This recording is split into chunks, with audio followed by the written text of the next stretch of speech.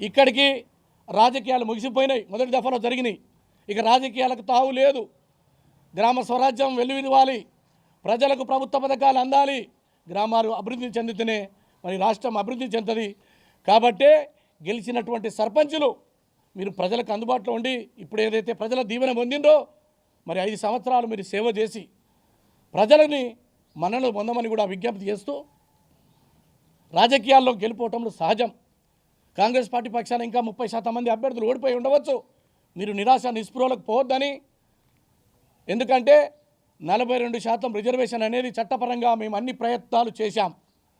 కానీ కేంద్రంలో ఉన్నటువంటి భారతీయ జనతా పార్టీ మోకాలడ్డి దానికి ఒత్తాసు పలికినటువంటి బీఆర్ఎస్ పార్టీ బలైన వర్గాలకు నష్టం చేసింది.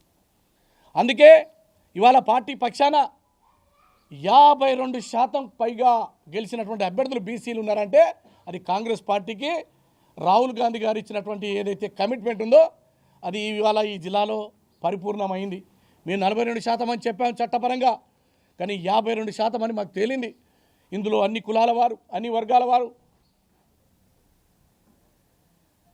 మరి ప్రజల దీవెనతోటి ఎన్నికైనారు.